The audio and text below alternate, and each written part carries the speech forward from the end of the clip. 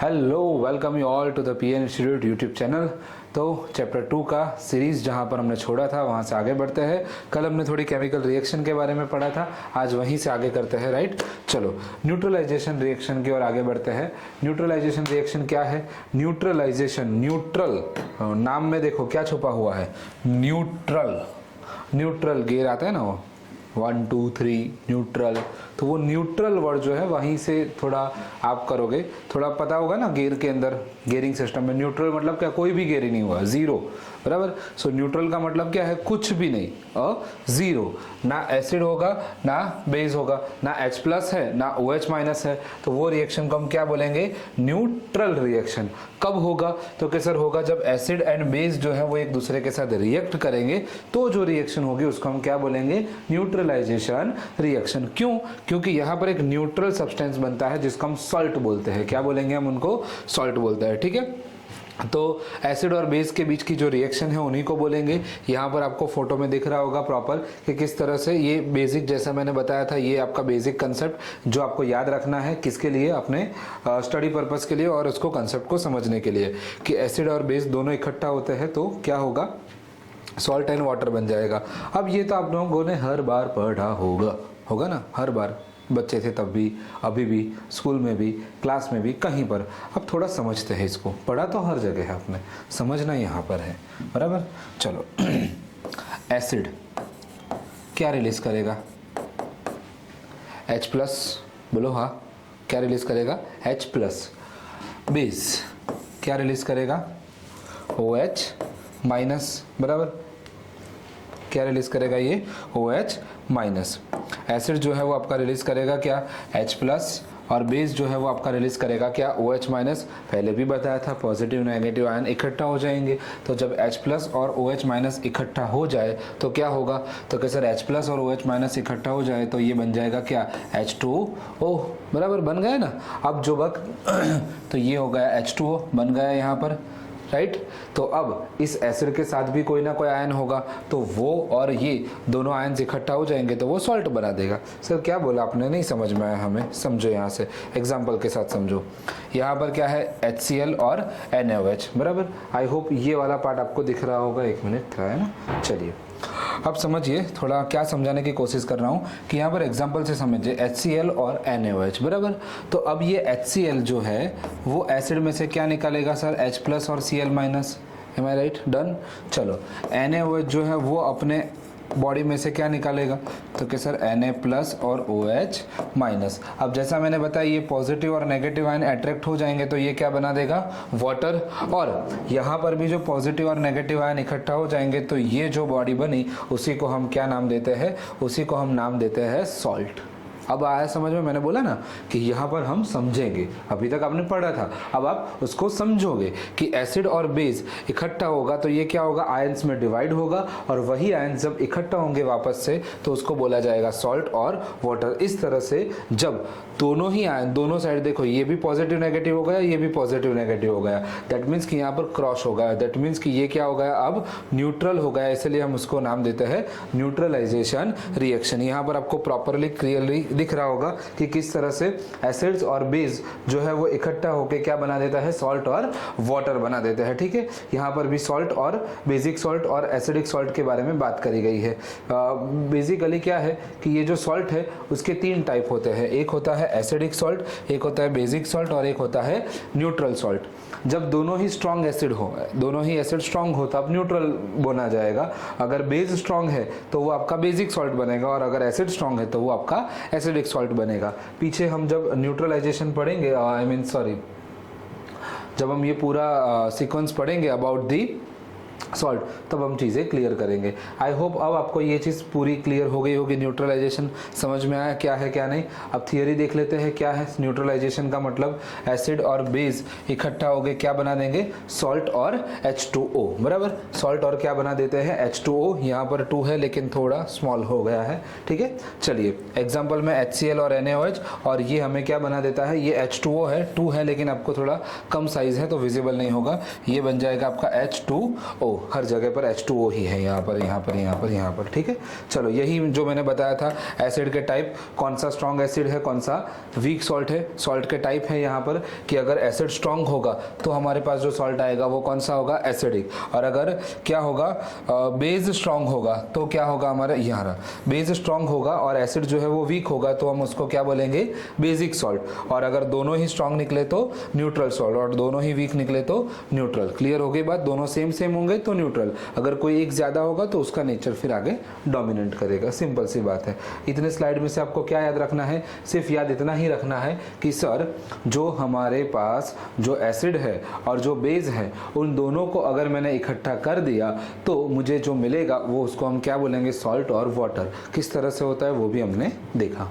अगली रिएक्शन की ओर आगे बढ़ते हैं, क्या है, reaction of metallic oxide. Metallic oxide की रिएक्शंस करनी है एसिड के साथ, बराबर। तो जब हम मेटालिक ऑक्साइड की रिएक्शन करते हैं तो अगेन हमें क्या मिलता है यहाँ पर, सॉल्ट एंड वाटर। सर ये क्या बात हुई, आप एक ही बात बोल रहे हो, पहले आपने बोला एसिड और बेस को करेंगे तो सॉल्ट एंड वाटर मिलेगा, अब आप बात कर रहे हो कि मेटालिक ऑक्साइड और एसिड को रिएक्ट करेंगे तो भी सॉल्ट एंड वाटर मिलेगा। Yes, why, because metallic oxide जो है वो कौन से नेचर के है, बेसिक नेचर के है, राइट। तो जो हमारे मेटालिक ऑक्साइड जो है वो बेसिक नेचर के हैं और इसी वजह से वो आपको रिएक्शन में क्या दे देंगे, सॉल्ट एंड वाटर दे देंगे, ठीक है। ये हमारे यहाँ पर इसकी रिएक्शन है कि कैल्शियम ऑक्साइड जो कि हमारे एक मेटल का ऑक्साइड है, अब ऑक्साइड का वर्ड का मतलब क्या हो गया, O, और मेटालिक ऑक्साइड का मतलब क्या होगा, मेटल का एक ऑक्साइड होगा।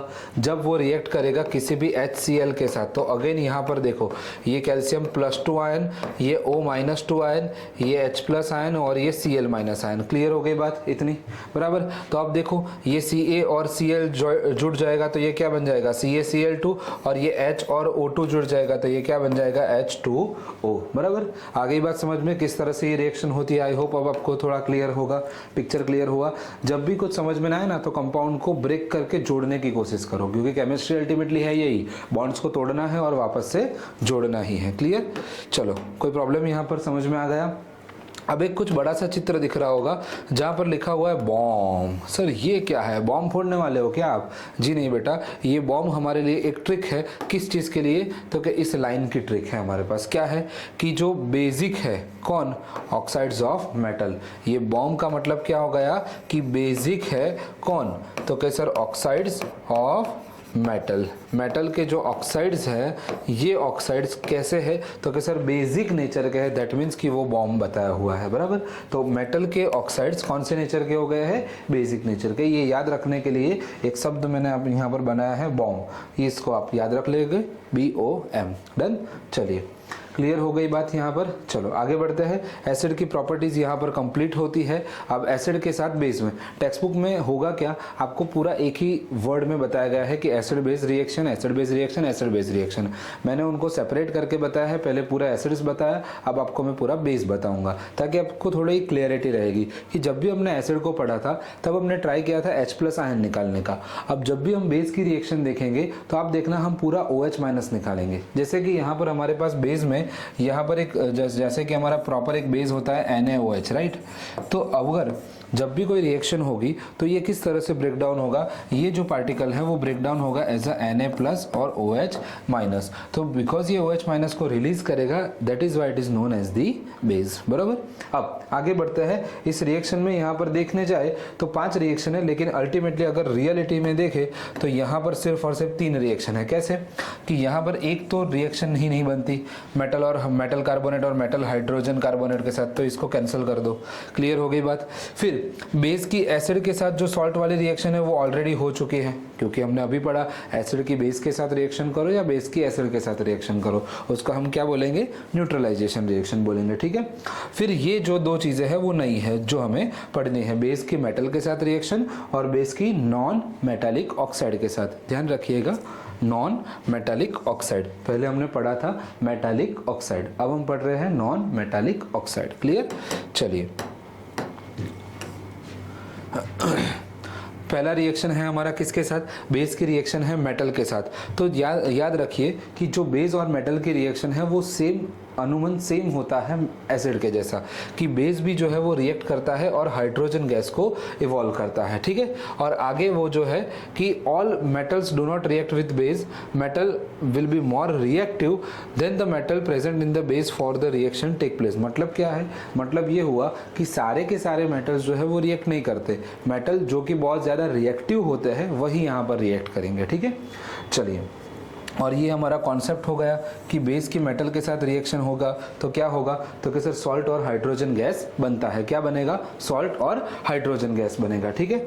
जैसे कि यहाँ पर एग्जांपल है कि NaOH और जिंक दोनों, जो NaOH और जिंक इन दोनों को अगर हम मिक्स करेंगे तो क्या मिलेगा, तो कि Na2ZnO2 मिलेगा और H2 गैस जो है वो रिवॉल्व होगा, बराबर, सॉरी इवॉल्व होगा, ठीक है। तो यहाँ पर जो इसका जो नाम है लिखा होगा यही रहा, यहाँ पर इसका नाम लिखा हुआ है, ध्यान रख लीजिएगा,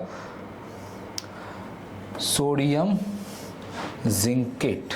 क्या नाम है, सोडियम जिंकेट। और फॉर्मूला याद रख लीजिएगा क्योंकि ये फॉर्मूला भी आपको पूछा जाता है कि इसका मतलब क्या होता है। क्या होगा फॉर्मूला, Na2ZnO2, मतलब कि सोडियम जिंकेट। क्लियर हो गई बात। तो ये फॉर्मूला आप जरा थोड़ा ध्यान रख लीजिएगा कि कौन सा फॉर्मूला है।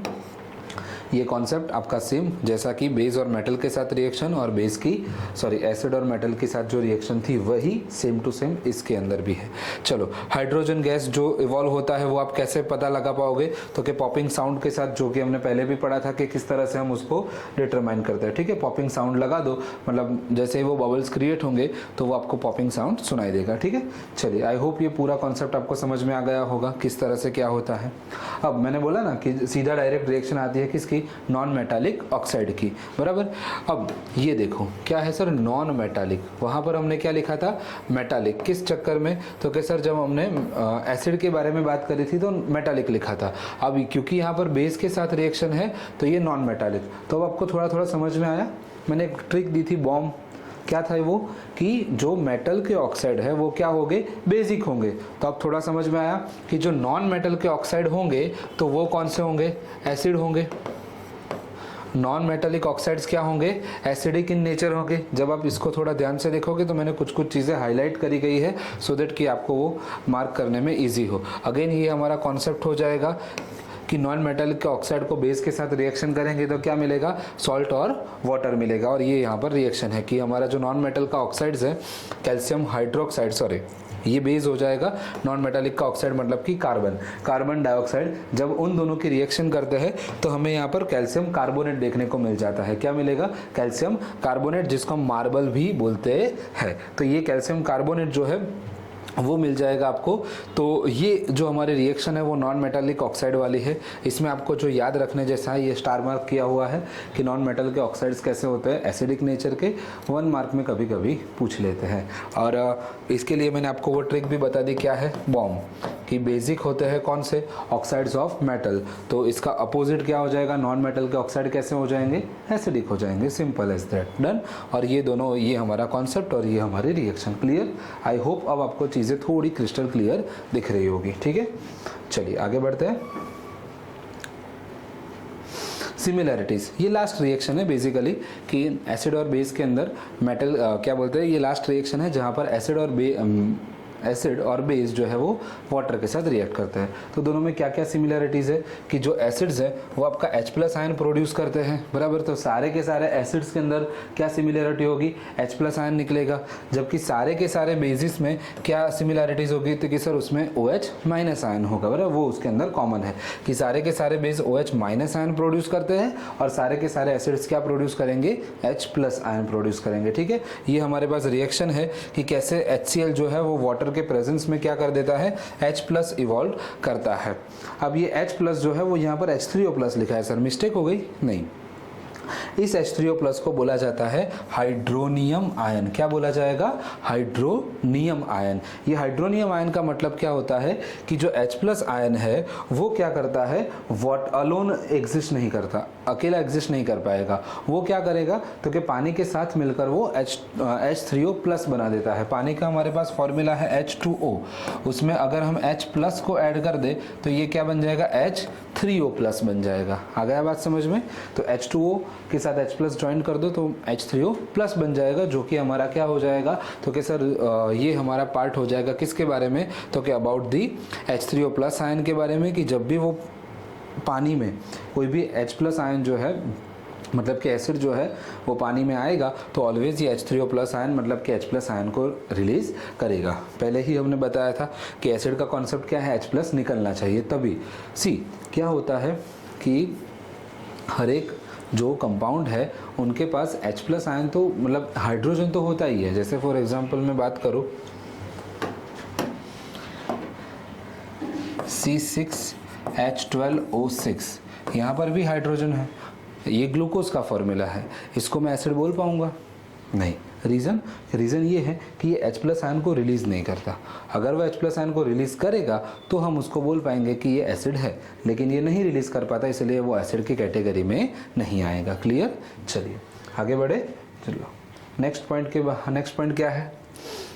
ओके, बेसिस के बारे में है।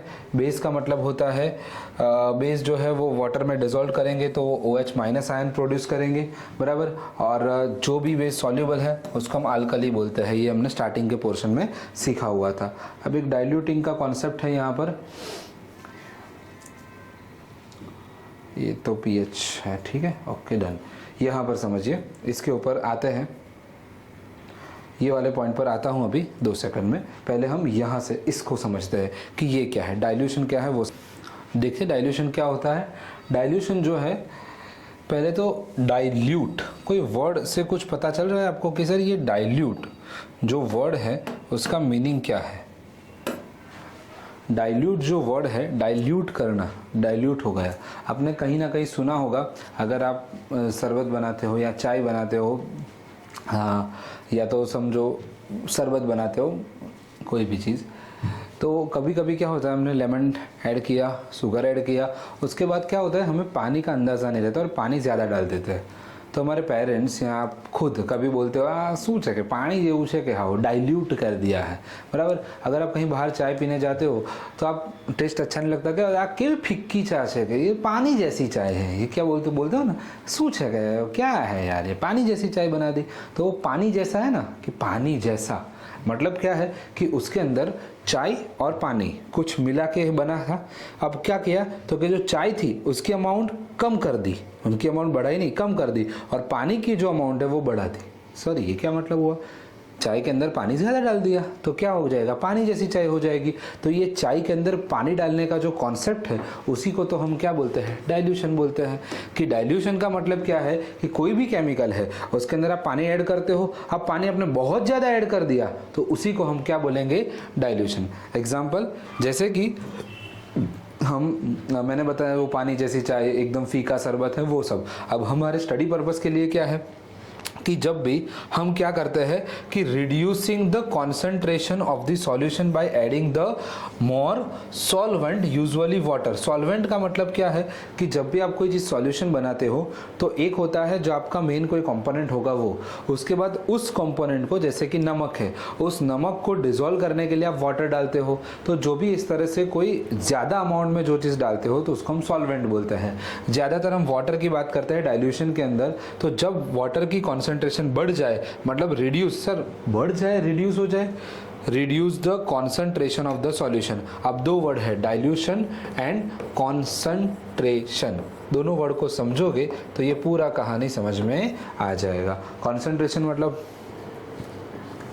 नहीं, कॉन्सेंट्रेशन का मतलब क्या हुआ कि अमाउंट ऑफ एसिड, कि अगर ज़्यादा एसिड है तो वो ज़्यादा कॉन्सेंट्रेट है, और अगर कम एसिड है तो वो क्या हो जाएगा, अगर कम एसिड है तो वो डाइल्यूट है। मतलब समझे क्या हुआ, एसिड और बेस, सॉरी एसिड और पानी, बराबर। एसिड और पानी के दो अमाउंट था, एसिड और पानी अपने इक्वल अमाउंट में रखा। अगर हमने एसिड को बढ़ा दिया तो वो क्या बन जाएगा, कॉन्सेंट्रेटेड सॉल्यूशन, और हमने अगर पानी की अमाउंट बढ़ा दी तो वो क्या बन जाएगा, डाइल्यूट सॉल्यूशन, अपोजिट है उसके, बराबर। तो कॉन्सेंट्रेशन का मतलब क्या हुआ, एसिड की अमाउंट ज्यादा है तो वो एसिड या बेस दोनों हो सकते हैं, बराबर, एसिड या बेस दोनों हो सकते हैं। तो वो एसिड या बेस की अमाउंट को हमने क्या कर दिया हुआ है, रिड्यूस कर दिया है। कैसे, तो क्या हमने सॉल्वेंट की अमाउंट मतलब कि वाटर की अमाउंट जो है वो बढ़ा दी है, बराबर। तो वाटर की अमाउंट हमने बढ़ा दी, कैसे, तो कि वाटर की अमाउंट बढ़ा दी ताकि हमारा जो मेन एसिड या बेस है उसकी कॉन्सेंट्रेशन कम हो गई। तो उसी प्रोसेस को हम क्या बोलेंगे, डाइल्यूशन। आई होप अब पूरा जो क्लियरिटी है डाइल्यूशन वर्ड और ये कॉन्सेंट्रेशन वर्ड, ये दोनों वर्ड्स के साथ आप थोड़ा फेमिलियर हुए होंगे। एम आई राइट। चलिए अब थोड़ी इन्फॉर्मेशन एब्जॉर्ब करते हैं। क्या है कि डाइल्यूशन जो है वो एक एक्सोथर्मिक प्रोसेस है और डाइल्यूट करने के लिए acid must be added to the water, ऐसा एक वर्ड है। और इसी वर्ड के बारे में यहाँ पर हमने समझाया हुआ है, ये रहा ए, ये जो लिखा हुआ है वो क्या है, ए। दैट मीन्स कि क्या हो गया, ऑलवेज एड एसिड। क्या वर्ड है, ऑलवेज एड एसिड। मतलब क्या हुआ सर, समझ में नहीं आया। मतलब इसका ये है कि सपोज कि आपके पास एक कंटेनर है यहाँ पर, बराबर। अब क्या है, तो कि सर एसिड है एक साइड में और एक साइड में क्या है, वाटर है। अब हाँ, सर ने बोला था एसिड के अंदर अगर हम पानी डाल देंगे ना तो वो डाइल्यूट हो जाएगा। तो हम क्या करते हैं, एसिड उठाते धड़क करके पानी डाल देते हैं। अरे गधड़, ये जो है वो क्या होगा, धमाका हो जाएगा। क्यों सर, धमाका कैसे हो जाएगा, हमने तो बॉम्ब बनाया नहीं था। बॉम्ब तो आप बना रहे थे।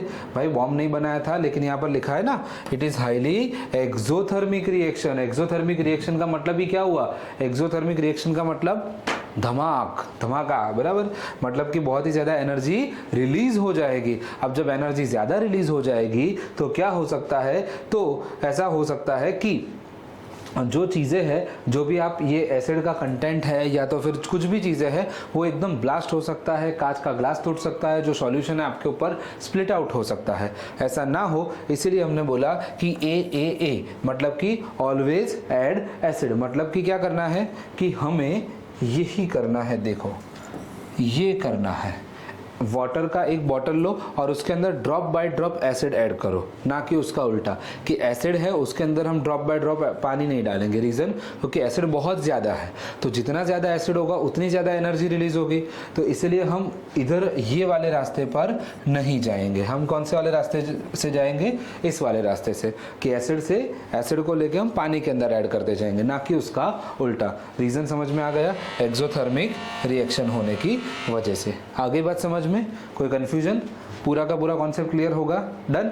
अब इस चैप्टर में आगे दो पॉइंट है, एक सॉल्ट वाला, एक है पीएच स्केल वाला पॉइंट और एक है सॉल्ट वाला पॉइंट। इसके पहले हमने कंप्लीट किया पूरा केमिकल रिएक्शन वाला पार्ट। तो आई होप आपको थोड़ा केमिकल रिएक्शन के बारे में अब अंदाजा आ गया होगा। एक बार हम क्विकली रिकैप कर ले तो कौन कौन सी रिएक्शन हमने पढ़ी थी यहाँ पर। तो सबसे पहले अगर हम देखें तो जो एसिड और बेस की प्रॉपर्टीज में सबसे पहले हमने एसिड के अंदर रिएक्शन पढ़ी थी मेटल कार्बोनेट के साथ, तो हमें क्या मिलता था, सॉल्ट, कार्बन डाइऑक्साइड और वाटर। फिर अगर वही मेटल ऐड किया तो हमें क्या मिलेगा, सॉल्ट और हाइड्रोजन। हाइड्रोजन में हमने देखा था वो पॉपिंग साउंड वाला पार्ट, कि जहां पर हम कैसे डिटरमाइन करेंगे कि अगर हाइड्रोजन है तो हमें कैसे पता चलेगा, पॉपिंग साउंड से पता चलेगा। फिर हमने ये देखा था कि मेटल और क्या बोलते हैं, मेटल और एसिड और मेटल कार्बोनेट की रिएक्शन करेंगे तो सॉल्ट और कार्बन डाइऑक्साइड निकलेगा। ये कार्बन डाइऑक्साइड का टेस्ट किया था हमने, कैल्शियम लाइम वाटर है उसको मिल्की हो जाएगा, पहले कलरलेस था अब मिल्की हो जाएगा, बेस वाला जो पार्ट है वो रिएक्ट नहीं करता है। फिर हमने देखा था मेटल कार्बोनेट वाला देखा। फिर उसके बाद हमने आज एसिड और बेस की रिएक्शन देखी, जिसमें हमने न्यूट्रलाइजेशन के बारे में देखा कि वो न्यूट्रल बोलते हैं उसको, सॉल्ट और वाटर बना देता है, ठीक है। फिर हमने देखा कि जो एसिड है वो क्या करता है, तो कि सर एक दूसरे के साथ रिएक्शन करता है। फिर एसिड के ऑक्साइड देखे जो कि मेटालिक ऑक्साइड होंगे, जिसको हमने शॉर्ट में नाम दिया था बॉम्ब, बराबर। फिर बेस की रिएक्शन जिसमें से दो ही रिएक्शन हमें देखनी है, बाकी सारी तो आ चुकी है। तो मेटल के साथ रिएक्शन करेगा तो क्या बना देगा, तो कि सर वो सॉल्ट और हाइड्रोजन गैस बना देता है, बराबर। उसका एग्जांपल में सोडियम जिंकेट Na2ZnO2। उसके बाद नॉन मेटल के ऑक्साइड्स एसिडिक होते हैं, वहां पर देखा था मेटल के ऑक्साइड कैसे होते हैं, बेसिक होते हैं, ठीक है। और फिर हमने देखा कि एसिड H+ आयन रिलीज करेगा, बेस OH- आयन रिलीज करेगा। जो बेस है आजा भाई, जो बेस है वो क्या रिलीज करेगा, OH माइनस आयन रिलीज करेगा, वेरेज जो H प्लस एसिड है वो क्या रिलीज करेगा, H प्लस आयन रिलीज करेगा। और ये भी देखा था कि हाइड्रोनियम आयन किसे बोलते हैं, जब एक्सिस वाटर में H प्लस जुड़ जाए तो वो हाइड्रोनियम आयन बना देता है। डन, इतनी चीजें देखी थी। फिर लास्ट में हमने डाइल्यूशन के बारे में भी देखा हुआ है। क्लियर? तो ये पूरा पार्ट हमारा केमिकल प्रॉपर्टीज के बारे में है। नेक्स्ट में हम क्या करेंगे तो कि अब से हम पीएच स्केल और उसके बाद एक छोटा सा मतलब थोड़ा है पार्ट सॉल्ट, वो उसको हम कंप्लीट करेंगे। ठीक है, चलिए मिलते हैं अभी अगले वीडियो में। Done, take care, bye bye, thank you.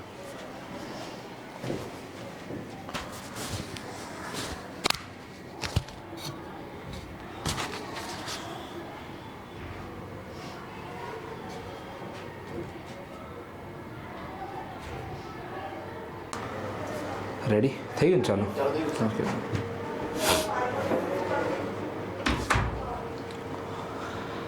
Hello बच्चों, कैसे हो सब लोग? बढ़िया सब। Welcome to the PN institute YouTube channel. आप सभी का हार्दिक स्वागत है फिर से। राइट, आज का टॉपिक हम स्टार्ट करते हैं पीएच स्केल से। मैंने बताया था आपको लास्ट टाइम, वैसे ही हमने 2 टॉपिक ऑलरेडी कंप्लीट कर लिए हैं, बराबर। आज से हम तीसरे टॉपिक की ओर आगे बढ़ते हैं, पीएच और उसके बाद सॉल्ट, बराबर। पीएच एक छोटा टॉपिक है, उसके बाद सॉल्ट और उसके बाद इस चैप्टर को हम समाप्त की ओर ले जाएंगे। ठीक है, तो चलिए शुरू करते हैं बिना देरी के। तो सबसे पहला पार्ट जो है पीएच क्या है, पह क्या है, ये पह क्या है, बराबर। सर ये क्या लगा रखा है, मतलब आप कुछ भी सिखाते हो, पह स्केल, इसको कैसे प्रोनाउंस करें? इसको प्रोनाउंस पीएच से ही करोगे बालक, पीएच स्केल। तो और लिखोगे भी ऐसे ही, स्मॉल p कैपिटल H। तो ये क्या है? ये बताता है strength of acid and base, strength कि वो कितना पावरफुल है। पता कैसे चलेगा? सर इसके बाइसेप्स है, ट्राइसेप्स है या सिक्स पैक है, क्या है, कैसे पता चलेगा? उसका स्ट्रॉन्ग है या वीक है, वो कैसे पता चलेगा? तो कि वो पता चलेगा आपको यूनिवर्सल इंडिकेटर से।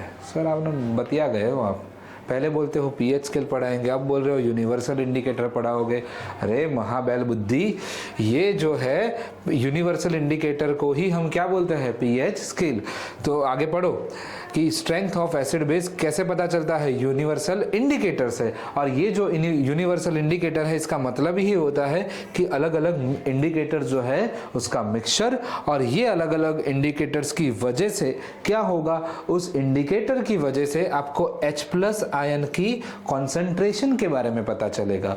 और उस H प्लस आयन की जो कॉन्सेंट्रेशन है अल्टीमेटली वो आपको पता चलती है पीएच स्केल से।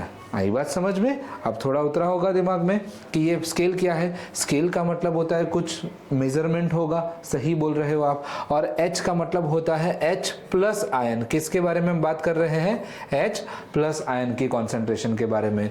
और P का मतलब होता है पावर, क्या मतलब होता है, पावर, जो कि एक्चुअल में होता है पोटेंस। अभी आपको आएगा पोटेंस। पोटेंस एक लैटिन वर्ड है जो कि क्या बताता है, पावर को रिप्रेजेंट करता है। और ये जो पावर है वो क्या है, power of H plus ion, मतलब कि pH। तो ये pH कैसे पता चलेगा, तो कि सर कॉन्सेंट्रेशन से पता चलेगा, H प्लस की कॉन्सेंट्रेशन से पता चलेगा, और वो है यूनिवर्सल इंडिकेटर। तो यूनिवर्सल इंडिकेटर का मतलब क्या हुआ बेटा, वो हुआ मिक्सचर ऑफ सेवरल इंडिकेटर, एक से ज्यादा इंडिकेटर का मिक्सचर। वो क्या बताएगा, H प्लस की कॉन्सेंट्रेशन। और ये H प्लस की कॉन्सेंट्रेशन हमें एक स्केल पर पता चलेगी, उसी स्केल को हम बोलेंगे पीएच स्केल। आगे वही लिखा है, P का मतलब होता है पोटेंस, सॉरी लैटिन नहीं, जर्मन वर्ड है, सॉरी माय बैड, ये जर्मन वर्ड है जिसका मीनिंग होता है क्या, पावर होता है। क्लियर?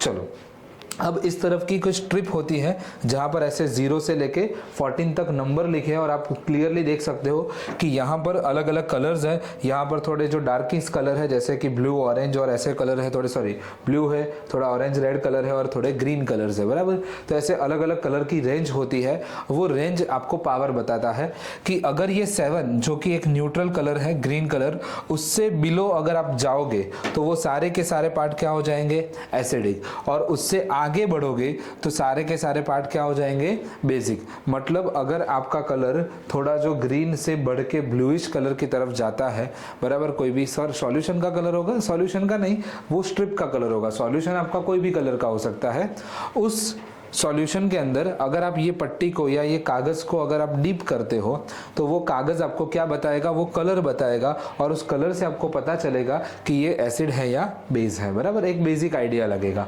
तो लिटमस भी तो यही काम करता है, हाँ लिटमस यही काम करता है, लेकिन वो सिर्फ इंडिकेट करेगा this is acid, this is base. अब ये आपको क्या बताएगा कि ये जो है ना वो एसिड है, बट उस एसिड की pH की वैल्यू इनमें से कोई एक होगी। तो इसमें किस तरह से चीज़ें आती है वो हम आगे अभी समझते हैं कि किस तरह से ये पावर एंड ऑल होता है, किस तरह से हम उसकी स्ट्रेंथ डिफाइन करते हैं। फिलहाल इस फोटो से आप क्या सीखे, इससे आप ये सीखे कि पीएच का बेसिक मीनिंग समझ गए पहले तो, कि भाई पीएच क्या है, यूनिवर्सल इंडिकेटर। यूनिवर्सल इंडिकेटर है, कैसे पता चलेगा, तो कि अलग अलग इंडिकेटर का मिक्सचर है, H+ की कॉन्सेंट्रेशन बताता है और ये H+ आयन की जो कॉन्सेंट्रेशन है वही आपको अल्टीमेटली पीएच स्केल पर डील करता है। उस पीएच स्केल के अंदर अगर आपकी वैल्यू 7 है, 7 है तो न्यूट्रल, 7 से लेस है तो एसिडिक, 7 से ज़्यादा है तो बेसिक। समझ में आ गए? क्लियर। आगे बढ़े, चलो। अब जो मेन चीज़ है यहाँ से कि वो स्ट्रेंथ को कैसे पता लगा पाएंगे, कि वो स्ट्रेंथ क्या है।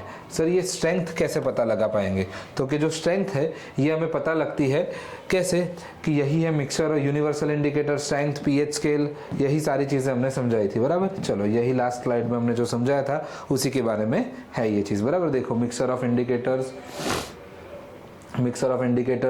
H+ आयंस की कॉन्सेंट्रेशन, पोटेंस, वैल्यूज़ है और ये हमारे पीएच स्केल के कलर कोडिंग है। क्लियर। चलिए अब आगे बढ़ते हैं। इम्पोर्टेंस क्या है उसको समझने से पहले मैं आपको एक चीज़ समझाना चाहता हूँ जो कि स्ट्रेंथ के बारे में, कि ये स्ट्रेंथ हमें कैसे पता लगती है, बराबर। जो टेक्स्ट बुक का डायग्राम है मैं उसी से समझाऊंगा सो दैट कि आपको वो थोड़ा आइडिया रहे। ऐसा एक डायग्राम है टेक्स्ट बुक के अंदर, यहाँ पर सेंटर में 7 लिखा हुआ है, यहाँ पर आपका जो आएगा वो आपका आएगा 0 और यहाँ पर होगा 14, बराबर। अब इसको समझो कैसे है। 7 का मतलब क्या हुआ तो कि ये पूरा का पूरा जो है ना H+ का कॉन्सेंट्रेशन बताता है। ये जो हाईलाइटेड पार्ट है यहाँ पर, ये पार्ट कौन सा रेंज बताता है, सर 0 या 1 के आजू बाजू में बताता है। तो हाईलाइटेड पार्ट कितना है, बहुत ज़्यादा है। दैट मीन्स कि यहाँ पर H+ की कॉन्सेंट्रेशन क्या होगी, बहुत ज़्यादा होगी। तो यहाँ पर H+ की कॉन्सेंट्रेशन क्या हो गई, ज़्यादा हो गई। फिर जैसे जैसे जैसे आप आगे बढ़ो, यहाँ पर देखो इस वाले पार्ट में क्या हुआ, सर H+ की कॉन्सेंट्रेशन कम हुई, बराबर। फिर यहाँ पर क्या हुआ, सर बहुत कम हुई। इस तरफ से तो H+ की कॉन्सेंट्रेशन ऐसा लगता है ही नहीं, क्योंकि ये न्यूट्रल से आगे वाले हैं। तो H+ अब एकदम समाप्त हो चुका है या तो फिर बहुत ही कम अमाउंट में आ चुका है। आई बात समझ में। तो जैसे जैसे वैल्यूज चेंज होती है, जैसे कि 6, 5, 4, 3, 2, 1 और 0, तो अब आपको समझ में आ जाएगा कि अगर ये 1 या 0 के आजू बाजू में है तो उसमें H+ की कॉन्सेंट्रेशन कैसी होगी, बहुत ही ज़्यादा अमाउंट में होगी। अब क्योंकि ये ज़्यादा अमाउंट में है तो इसी को हम बोलेंगे स्ट्रॉन्ग एसिड। क्या बोलेंगे हम इसको, स्ट्रॉन्ग एसिड, बराबर। फिर वहीं पर जैसे जैसे जैसे ये अमाउंट बढ़ती जाती है, 0 से 1, 2, 3 आगे बढ़ती जाएगी, वैसे वैसे ही ये क्या बनता जाएगा, वीक एसिड। क्लियर। फिर अब 7 से हम क्या देखेंगे, तो क्या सर 7 से अब हम बेस की स्ट्रेंथ देखेंगे। तो यहाँ पर जो बेस की स्ट्रेंथ है, ये जो दूसरा ग्राफ है, यहाँ पर दूसरे कलर से हाईलाइट करता हूँ उसको, हम लेट से ब्लैक को, यहाँ से देखो कि यहाँ पर अब क्या हो रहा है, तो क्या सर यहाँ पर ये वाले जो पार्ट है, ब्लैक वाले पार्ट, जहाँ पर बेस की स्ट्रेंथ जो है वो, एक मिनट,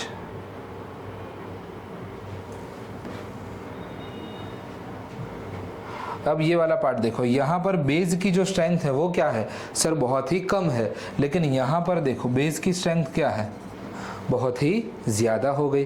दैट मीन्स कि यहाँ से यहाँ तक जाओ तो एसिड कम होता है, फिर यहाँ से यहाँ जाओ तो बेस बढ़ता है। मतलब क्या है कि अगर आपको बेस की स्ट्रेंथ बढ़ानी है तो आपको पीएच को कम करना पड़ेगा। 7 से कम जाओ तो एसिड की स्ट्रेंथ बढ़ेगी, 7 से ज़्यादा जाओ तो बेस की स्ट्रेंथ बढ़ जाएगी। क्लियर हो गई बात, कोई कन्फ्यूजन अब समझ में आया। मतलब क्या हुआ कि यहाँ पर जो होगा वो क्या होगा, वीक बेस होगा, लेकिन यहाँ पर जो होगा वो क्या होगा, आपका स्ट्रॉन्ग बेस हो जाएगा। क्लियर, कोई कन्फ्यूजन। अब यही डायग्राम आपको टेक्स्ट बुक में दिया हुआ है, इसी को हमने समझाया है आपको। अब थोड़ा मैं उसको ज़रा अननेसेसरी चीज़ों को निकाल दूँ ताकि आपको पूरा डायग्राम एक और बार रिवाइज करवा दूँ। चलो मिटा ही देता हूँ उसको, वापस से बना देते हैं हम। टेक्स्ट बुक में डायग्राम है कुछ ऐसा करके, बराबर। तो यहाँ पर ये वाला जो पार्ट है वो आपका बेस बता देता है, न्यूट्रल, वो समझ में आ गया आपको। फिर यहाँ पर जो पार्ट है वो आपके एसिड की स्ट्रेंथ के बारे में बताता है, और यहाँ पर जो पार्ट है वो आपकी बेस की स्ट्रेंथ बताता है।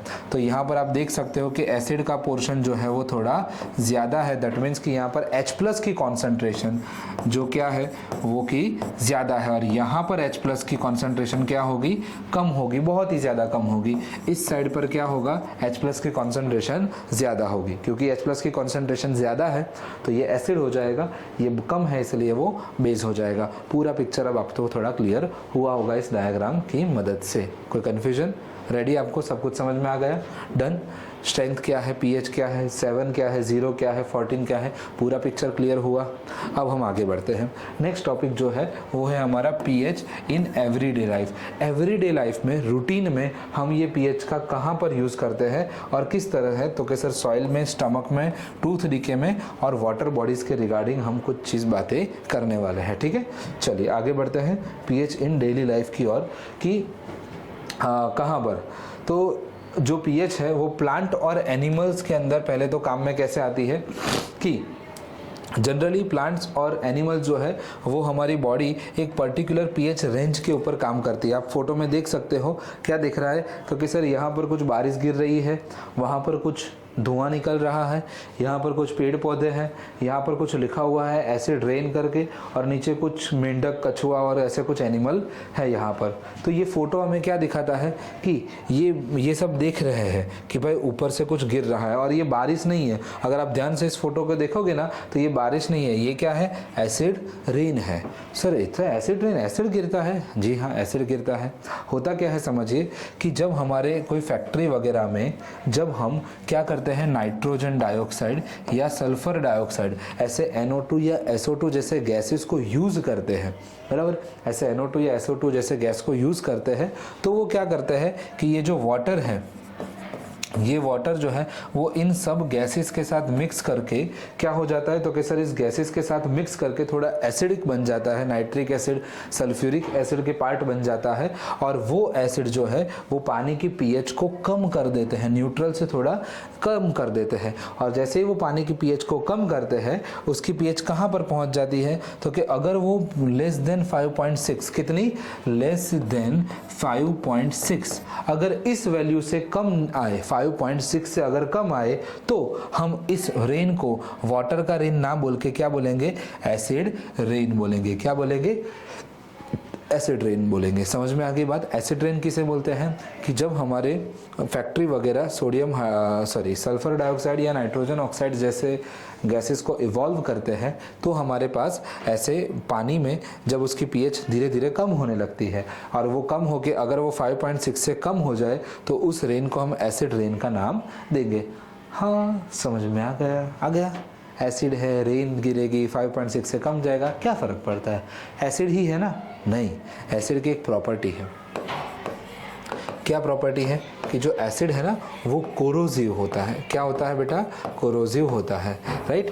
तो ये जो सारी चीज़ें हैं ना उसको डिस्ट्रॉय करना चालू कर देगा। इसलिए यहाँ पर लिखा है, देखो हमारी बॉडी ये कम pH पर एडजस्ट कर पाती है, और अगर वो एसिड पानी में फ्लो हुआ तो वो पानी में से कहाँ चला जाएगा, एक्वेटिक लाइफ के पास चला जाएगा, और वो थोड़ी डिफिकल्ट हो जाएगी। इसलिए वो बेचारे ध्यान से देख रहे हैं कि अब हम क्या करें, क्योंकि अब इनको दिक्कतें हो जाएगी, क्योंकि ये इतनी pH में सर्वाइव नहीं कर पाएंगे। समझ में आ गई बात? तो ये पूरा एसिड रेन का कॉन्सेप्ट है, किस तरह से प्लांट्स और एनिमल में एसिड रेन तकलीफ करती है। आपको याद क्या रखना है कि एसिड रेन किसके, मतलब 5.6 से कम होती है तब होता है, और कौन से गैसेस की वजह से, नाइट्रोजन ऑक्साइड या सल्फर डाइऑक्साइड। क्लियर है? प्लांट और एनिमल में कैसे होता है उसके बारे में हमने जान लिया। आगे बढ़े। यही चीज़ लिखी हुई है यहाँ पर कि प्लांट और एनिमल में जो है वो 7 से 7.8 के बारे में है। जब लेस देन 5.6 हो तो उसको हम एसिड रेन बोलेंगे, और उसमें उनका जो सर्वाइवल है वो थोड़ा डिफिकल्ट बन जाएगा। क्लियर? ये सारी चीज़ें अभी मेंशन हमने करी हुई है। अंडरलाइन कर रहा हूँ ताकि आपको भी नोट्स बनाने में और उसमें समझ में आए कौन कौन से पॉइंट इंपॉर्टेंट्स हैं। ठीक है, चलिए जब थोड़ा आगे जाऊँ कुछ रह जाए तो आप उसको नोट डाउन कर सकते हो, बराबर। चलो अब आते हैं ये वाले पॉइंट पर, डाइजेस्टिव सिस्टम के ऊपर। डाइजेस्टिव सिस्टम किस तरह से पहले समझते हैं। हमारे बॉडी में हम मुंह से खाना खाते हैं, मुंह खाना खाया, इसोफेगस, स्टमक। अब जब फूड अनडाइजेस्ट होता है, मतलब डाइजेस्ट नहीं होता है, तो आपको है ना वो थोड़ा पेट में जलने जैसा लगता है। सर पेट में दुखे, वो पेट में दुखे सर, रहा ही नहीं जाता, बैठा ही नहीं जाता। क्लास में आते हैं ना, सर पेट में दुखे, पेट में दुखे, डॉक्टर पे आ जाओ ऊपर से, पप्पा को पापा पापा पापा डॉक्टर के पास ले जाओ, पेट में दुख रहा है, पेट में दुख रहा है। फिर वो डॉक्टर के पास जाता है, वो पूछता है क्या खाया, समोसा, पानी पूरी, बर्गर सब खाया हमने, बराबर। तो अनडाइजेशन हो गया, बराबर। अब जैसे डॉक्टर क्या बोलता है कि आपको एसिडिटी हो गई है। क्या हो गया है? एसिडिटी हो गई है। सर ये क्या बला है? चल भाई ये देखो, चल एसिडिटी का नाम सुनकर डर गए, चलो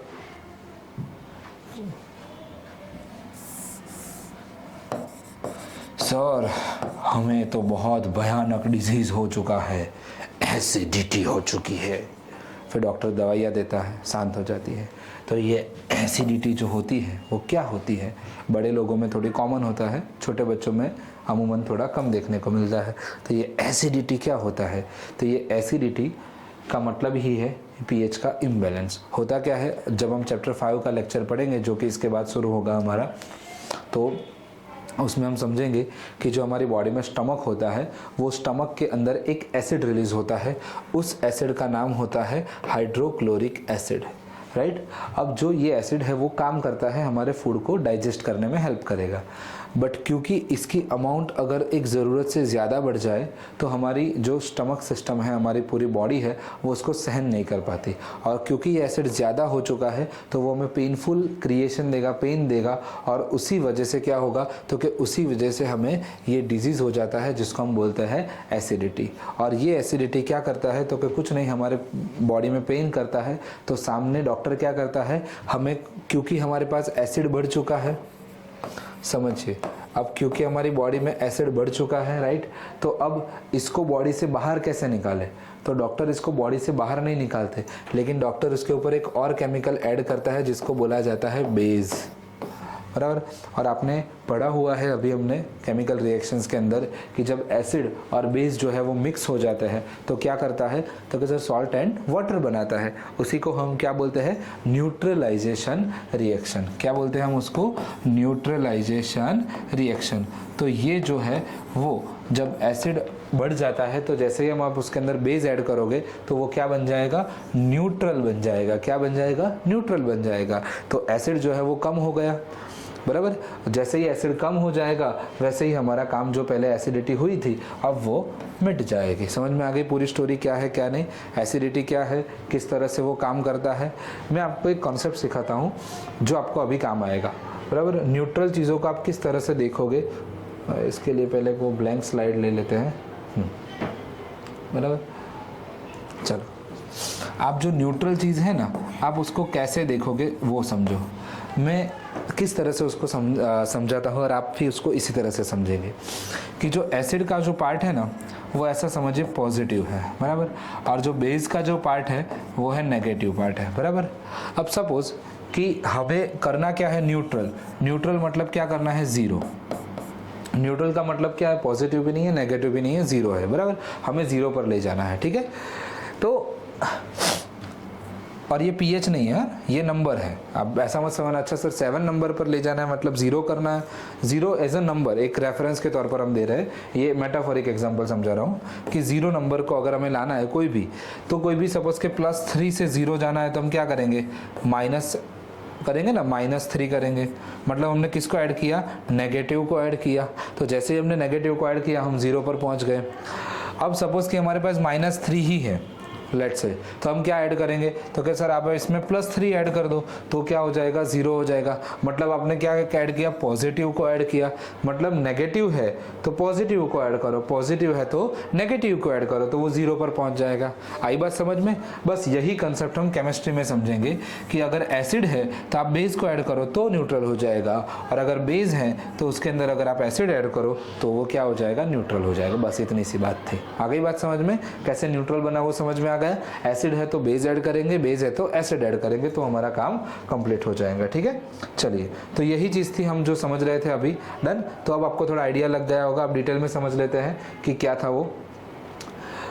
जो कि हमारा स्टमक है, मैंने बताया कि स्टमक जो है वो क्या करता है, एक HCl प्रोड्यूस करता है, हाइड्रोक्लोरिक एसिड प्रोड्यूस करता है, जो कि हमें डाइजेशन करने में हेल्प करता है, बराबर। बट कभी कभी इनडाइजेशन हो जाए, अगर आपने कुछ खाया नहीं है या फिर कुछ बाहर का खा लिया है, इनडाइजेशन से क्या होगा, बहुत ज़्यादा एसिड प्रोड्यूस होगा। अब ये जो बहुत ज़्यादा एसिड है वो आपको पेन और इरिटेशन देगा, और इसी को हम क्या बोलते हैं, एसिडिटी बोलते हैं। और इसको क्या करने के लिए, गेट रीड ऑफ, मतलब उसको मिटाने के लिए हम बेस का यूजेस करते हैं। उस बेस को हम नाम देते हैं क्या, एंटासिड्स। एंट एसिड्स मतलब कि एसिड्स को रोकने वाले, बराबर। और यहाँ पर ये एंटासिड्स क्या करता है, न्यूट्रलाइज कर देता है। और इस एंटासिड्स के अंदर क्या है, मैग्नीशियम हाइड्रोक्साइड या मिल्क ऑफ मैग्नीशिया। क्या है, मैग्नीशियम हाइड्रोक्साइड और मिल्क ऑफ मैग्नीशिया। नीचे कमेंट करके आप मुझे ये मैग्नीशियम हाइड्रोक्साइड का फॉर्मूला बना के दिखाओगे, बराबर। ये आपका होमवर्क है, और अभी आप मुझे कमेंट करके दिखाओ कि ये मैग्नीशियम हाइड्रोक्साइड जो है वो इसका फॉर्मूला क्या है। ठीक है, तो अभी आप जैसे ये पॉइंट पर पहुंचो, वीडियो को पॉज करो, नीचे जाओ, कमेंट करो और लिखो magnesium hydroxide is equal to, फिर उसका फॉर्मूला। राइट, गूगल नहीं करना है, खुद से सोच के लिखना है, बराबर। और जो बच्चा भी गलत लिखता है उसके नीचे भी आप कमेंट करो कि वो गलत कैसे है। ठीक है, या तो फिर मैं ही बता दूंगा उसका सही फॉर्मूला क्या है उसके बच्चे के रिप्लाई में। ठीक है, चलिए, तो मैग्नीशियम हाइड्रोक्साइड का मतलब क्या हो गया, तो कि सर उसका फॉर्मूला हमें देखना है। और ये मैग्नीशियम हाइड्रोक्साइड को बोलते हैं मिल्क ऑफ मैग्नीशिया, उसका दूसरा नाम क्या है, मिल्क ऑफ मैग्नीशिया। और ये क्या है, तो कि सर एक माइल्ड बेस है जो कि यूज्ड होता है दिस पर्पस। दिस मतलब कौन से, ये वाले पर्पस। पूरी स्टोरी समझ में आ गई। स्टमक के अंदर एसिड होगा, एसिड का नाम होता है हाइड्रोक्लोरिक एसिड। इनडाइजेशन होगा तो पेन एंड इरिटेशन होगा, उससे बचने के लिए हम ऐड करेंगे एंटासिड्स को, और यही एंटासिड्स का नाम होता है मैग्नीशियम हाइड्रोक्साइड। और इसी का हमें फॉर्मूला समझना है। कोई कंफ्यूजन, कैसे वो न्यूट्रल बना वो भी समझ लिया, वो मैथमेटिकल कॉन्सेप्ट वाला पार्ट भी हमने देख लिया, सो दैट कि आपको समझ में आ जाए। अभी भी ना समझे तो एक बार जरा उसको वापस से रिवाइंड करके देख लेना। ठीक है, चलिए आगे बढ़ते हैं। टूथ डीके के अंदर क्या होता है, तो जनरली हम कुछ भी खाना खाते हैं तो खाना फंस जाता है, और जैसे हम खाना फंस जाता है तो वो बैक्टीरिया वगैरह क्या करते हैं, उस खाने को कंज्यूम करते हैं, मतलब उस खाने को खुद खाते हैं। अब क्योंकि वो खुद कंज्यूम करते हैं तो वो एसिड रिलीज करते हैं, और उस एसिड की वजह से हमारे टूथ डीके होता है। तो अगेन उस एसिड बढ़ रहा है तो हम क्या करेंगे, उसमें बेस ऐड करेंगे। तो हम जब ब्रशिंग वगैरह करते हैं तो वो टूथपेस्ट में बेस होता है, सो दैट कि अगर कुछ एसिड रिलीज भी हुआ होगा हमारे माउथ में तो हम सुबह ब्रश करेंगे तो वो काम हो जाएगा, क्लियर, न्यूट्रलाइज हो जाएगा। समझ में आ गई बात, राइट। चलिए पढ़ लेते हैं क्या है कि जो टूथ डीके है वो कब होता है, तो कि जब आपकी पीएच लोअर हो जाए, किससे, 5.5 से, अगर कम हो जाए तो टूथ डीके होता है, बराबर। और टूथ का इनेमल मतलब टूथ का एक कवरिंग होता है। ये इनेमल जो है वो किस चीज का बना होता है, कैल्शियम हाइड्रोक्सी एपिटाइट, जो कि है क्रिस्टलाइन फॉर्म, किस चीज का, कैल्शियम फॉस्फेट। इन शॉर्ट ये केमिकल है, और ये केमिकल का एक क्या बोलते हैं, क्रिस्टलाइन फॉर्म है ये कैल्शियम हाइड्रोक्सी एपिटाइट। तो आपको याद रखना है कैल्शियम फॉस्फेट जो है उसका बना होता है, और ये क्या है, हार्डेस्ट सब्सटेंस है हमारी बॉडी के अंदर, क्या है, एकदम हार्डेस्ट सब्सटेंस है। दूसरा होमवर्क आपका, कौन सा फॉर्मूला ढूंढोगे, कैल्शियम फॉस्फेट का फॉर्मूला, राइट। अगेन आप कैल्शियम फॉस्फेट का फॉर्मूला नीचे कमेंट करोगे, तो 1 नंबर करके मैग्नीशियम हाइड्रोक्साइड का, दूसरा नंबर करके कैल्शियम फॉस्फेट का फॉर्मूला। ठीक है, तो ये कैल्शियम फॉस्फेट का बना होगा कौन, हमारा इनेमल, वो हार्डेस्ट है, तो वो आप जनरली कोरोसिव नहीं होता है, लेकिन क्या होता है, पानी में तो डिसॉल्व नहीं होता है, लेकिन अगर हमारी पीएच 5.5 से कम जाए, जो कि जाएगी कब, तो कि जो बैक्टीरिया है हमारे माउथ में वो क्या करते हैं, एसिड प्रोड्यूस करते हैं जब शुगर और कोई भी फूड पार्टिकल को डिग्रेड किया जाए, तब जब उसको डिग्रेड करेंगे तो वो हमें क्या करेंगे, तो कि सर तब वो हमारा पीएच कम कर देगा, और जैसे ही वो हमारा पीएच कम कर देंगे तो वो क्या होगा, तो कि कैल्शियम फॉस्फेट को, वो जो कैल्शियम फॉस्फेट है जो कि कोरोड नहीं हो रहा था पानी में, बिकॉज हम 5.5 से pH कम जा रही है, तो अब वो डिग्रेड होना या कोरोड होना स्टार्ट हो जाएगा। ठीक है, चलिए इतनी बात समझ में आ गई। अब प्रिवेंशन कैसे करेंगे, तो कि प्रिवेंशन का काम ये है कि एक तो आप जो क्या करोगे तो कि रेगुलरली टूथपेस्ट का यूज करोगे, जिसमें क्या होगा, बेसिक होगा, जो कि आपको प्रिवेंशन करने में हेल्प करेगा। ठीक है, और दूसरा क्या करेंगे तो कि गार्गलिंग करेंगे, सो दैट कि कोई भी फूड पार्टिकल्स रिमेनिंग है वो निकल जाएगा टूथ डीके से बचने के लिए। समझ में आ गई बात, पूरी स्लाइड समझ में आ गई कैसे क्या काम करता है टूथ डीके में, किस तरह से वो हेल्प होती है। आई होप आपको पूरा पिक्चर क्लियर होगा। ठीक है, चलिए आगे बढ़ते हैं। टूथ डीके के बाद जो है वो है हमारा केमिकल वॉरफेयर के बारे में। सर ये क्या है, वॉरफेयर मतलब युद्ध करने जाना है? हम नहीं करते हैं, कौन करता है, एनिमल और प्लांट करते हैं, बराबर। तो एनिमल और प्लांट क्या करते हैं, केमिकल वॉरफेयर मतलब सेल्फ डिफेंस। ये क्या है sir, self defence chemical warfare, कुछ समझ में नहीं आया। आपने देखा होगा कि अगर कोई एनिमल को आप छेड़ते हो या फिर उसको टच करते हो या उसके आजू बाजू में जाते हो तो उसको महसूस होता है कि हमें हानि पहुंचाएगा, कुछ तकलीफ देगा, इसलिए वो आपके ऊपर अटैक कर देते हैं, बराबर। तो वो जो अटैक करते हैं ना, उसी को बोलते हैं सेल्फ डिफेंस, क्योंकि वो बचना चाहते हैं इसलिए वो आपके ऊपर अटैक करते हैं। तो जैसे ही वो अटैक करते हैं तो वो क्या करते हैं, एक एसिड रिलीज करते हैं, उस एसिड से हमें पेन और इरिटेशन होता है, बराबर। और उस एसिड का नाम है मिथेनोइक एसिड या फॉर्मिक एसिड। तो जनरली नेटल लीव्स है या फिर जो बी स्टिंग है, बराबर, बी है या नेटल है, ये जो है वो क्या करते हैं, एक जब काटते हैं तो एक एसिड रिलीज करते हैं जिसको हम बोलेंगे मिथेनोइक एसिड, और ये मिथेनोइक एसिड का एक दूसरा नाम है फॉर्मिक एसिड। तो या तो मिथेनोइक एसिड लिखो या तो फॉर्मिक एसिड लिखो। ठीक है, ये साइंटिफिक नेम है, ये जनरल नेम है।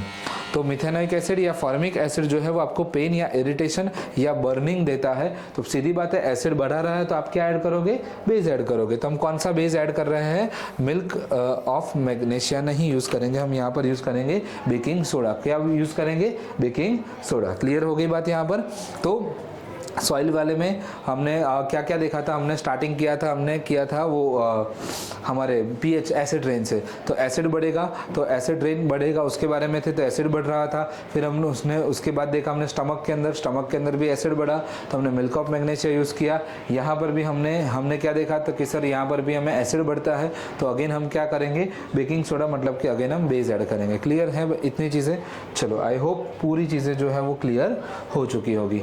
ठीक है, ये कुछ एसिड्स के नाम हैं यहाँ पर, ये उससे बेटर आप यहाँ से समझ लीजिए, आपको ये क्लियर भी हो जाएगा। ठीक है, यहाँ पर सारे नाम है और उसके सोर्स है, उसी का फोटो यहाँ पर लगाया हुआ है कि विनेगर में एसिटिक एसिड होता है, लेमन में साइट्रिक एसिड होता है, टोमेटो में ऑक्जेलिक एसिड होगा, ग्रेप्स के अंदर टार्टरिक एसिड होता है, लैक्टिक एसिड मिल्क में होगा, एंट के अंदर जो है वो फॉर्मिक एसिड होता है, एप्पल के अंदर जो है वो मैलिक एसिड होता है, पालक के अंदर क्या बोलते हैं, ऑक्जेलिक एसिड होगा। ठीक है, तो ये सारे एसिड्स के नाम हैं और उसके क्या बोलते हैं, उसके एग्जाम्पल और उसके नाम यहाँ पर लिखे हुए हैं। क्लियर हो गई बात? आई होप ये पूरी चीज़ें आपको क्लियर हो गई होगी। अगले लेक्चर में हम स्टार्ट करते हैं सॉल्ट के बारे में, जो कि हमारा क्या होगा, आखिरी पार्ट ये होने वाला है, राइट। चलिए, तो यहाँ पर से नेक्स्ट लेक्चर में देखेंगे अपने आप को। चलिए, तब तक